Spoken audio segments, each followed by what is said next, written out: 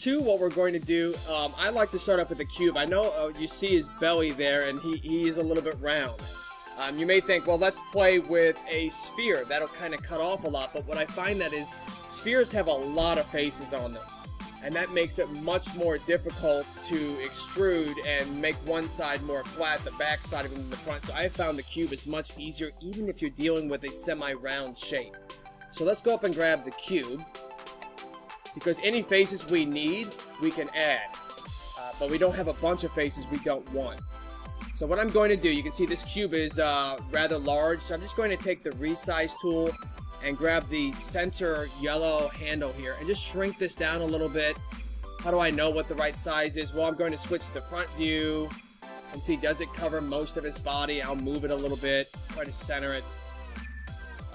Don't worry if it doesn't go from side to side, because we're going to end up adding some faces and making it. You just want to try to fit the cube to where it fits mostly in his abdomen, and the abdomen is going to be essentially from where the legs join and where the arms join to his throat line. That's going to be that abdomen part. Kind of think of that as the heart of this graphic. So it looks pretty good on this side. If you're comparing yours to mine, this kind of fits his abdomen fairly well. I'll switch over to this side, and looks like it fits pretty good. So I got lucky, I just happened to move it in the right spot. You may have to position up and down in one graphic and go back and forth and see, is the cube in both or not. Okay? So a couple of things I need to think about are, on this abdomen, before I start shaping it, am I going to have any parts come off of this character? Yes. So what I want to do here is I'm going to actually take and choose to enlarge this just a little bit more than in my first step. I'm going to say, you know, let's go all the way up to here, like so. And I'm pretty good on this side. So I just made my cube just slightly taller, so it's no longer a completely perfect cube. Now it's a regular, more of a rectangular shape. And what I'm going to do is, if you remember in my previous step, we used the multi-cut tool. We need to actually cut some new faces on this side and on the other side. That will be good for extruding an arm out of the side of his abdomen. And we'll need to add some cuts down here in the bottom side so we can extrude some legs out. Okay? The legs part, we're going to need to actually make a couple of splits because I don't want the legs to be joined, so therefore I have to have a face in between the two faces. That will be the legs, so that it properly extrudes. So, let's go over now to the move tool, double click on it, and I'm going to say I want to do some symmetry here, so I don't have to do both arms separately, and it kind of helps guarantee that it is symmetrical, and you don't have a character that has a longer arm than the other. Still possible, but this helps save some time. So we double click on move, go down to symmetry settings, and I'm choosing object X because I'm going on the X-axis left and right, so that's where I want it to be symmetrical. Alright, so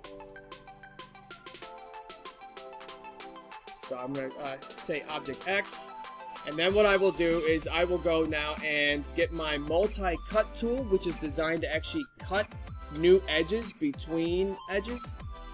So I'm going to just kind of go to the side view and try to identify where do I think the bottom part of the arm starts, because the top part is already here. That's going to be the top arm, or the top part of his shoulder. So I'm going to go somewhere, I guess, right in here. So I'll just go to the side view and then say I want to start right here, and I want the other one over here. And it should have done the same on the other side. You know what I think we need to do real quick? I'm going to back up for a second. Let me back up for 1 second here. I'm going to go into face view and click on the right face and see, does it choose your left face? Is it choosing both? Making sure. I don't know that mine is. So I'm going to go back and make sure it's truly symmetrical here.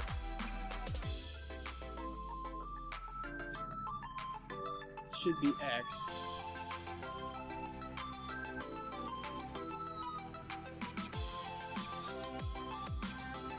If yours is not selecting both sides, an easy thing you can do is hold down the shift key and select both sides. I don't know why mine did not, but now I'll try the multi-cut tool on this side, and I just click one point and then I click another, and if it's not cooperating, then I'll just go over to the other side and do it, and we'll try to figure out what that confusion is later.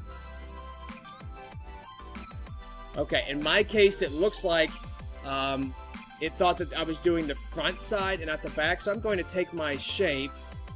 I'm going to go to object mode, right-click object mode, and I'm just going to rotate this cube around because apparently I got it sideways, and that can be easily solved now by just rotating my cube. Might have to take a minute, make sure it's positioned properly again. Looks pretty good. Now the symmetry should work if I select both sides. I had mine on the side. Okay, now just to make sure that we are in the right mode, I'm going to right-click and go to face mode again. And now if I click the top face where we're going to make an arm kind of pop out, it should be selected on both sides. You can see over here it's selected. It does look like cream colored and black dots. That's because that's the side that the sun may or may not be hitting, and we can play with that later. It really doesn't matter because we're going to use lighting in Unity anyway. But it should be over there as well. What we're going to do now is go up to the extrude tool, and the extrude tool looks like, you know, like you're making a three-dimensional bar graph in Excel or something. It looks like a little building standing on a grid right there in the middle next to multi-cut. If we click on the extrude tool, get this out of the way, you'll see the blue handle here, and the blue handle will now allow you to extrude arms off to the left and the right. Okay. Now, I'm going to play more with the arms in a minute, but what I want to do now is I want to switch down and deal with the legs next. So I want to get at least the beginning of the limbs started, and then we'll really perfect each limb.